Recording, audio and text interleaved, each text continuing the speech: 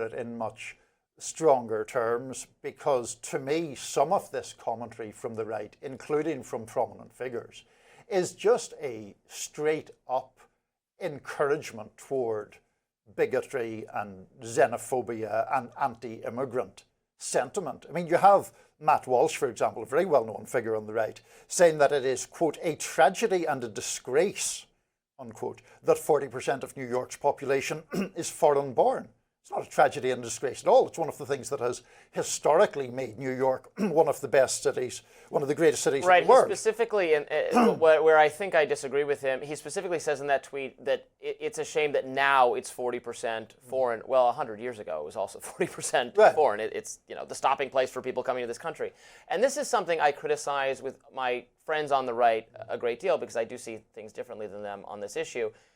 The idea that it is foreign people coming in, voting for socialism, is just not true.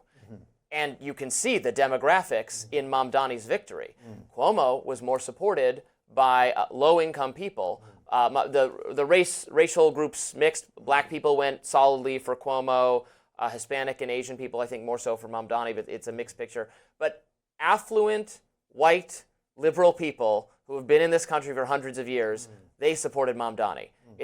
There is socialism already in this country. I'm very against socialism. I think it's bad. I don't want it to spread.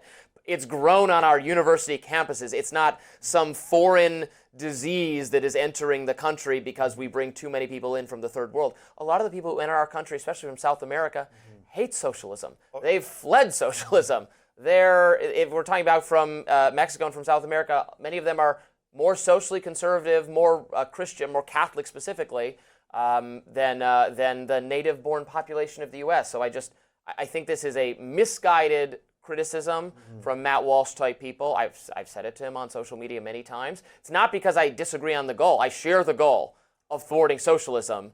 I think they are misdiagnosing its roots as some foreign problem that if we shut our borders, we would have less of it. If we shut our borders and we had less people coming in, we would have more socialism, because the people here who are affluent are the ones who profess it. Yeah, look, any ideology can be advocated for or rebutted, opposed, whether it's socialism, conservatism, liberalism, anything else. If people want to make an argument that Zoran Mamdani is too far to the left, by all means have at it.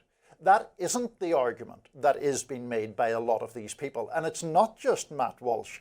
Laura Ingraham talked about the, quote, poisonous crop of immigration.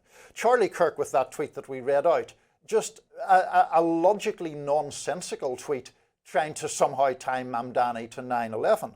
Stephen Miller talking about New York City is a warning, the clearest warning yet of what happens to a society when it fails to control immigration.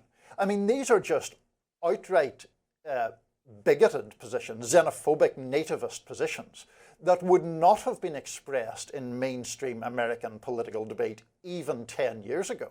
And so I think it is one of the most worrying trends in American politics right now that you have well-known prominent figures acting as cheerleaders for nativism. Well, I agree with you on the Charlie Kirk tweet. And I have criticized Stephen Miller a lot because I see policy very differently from him.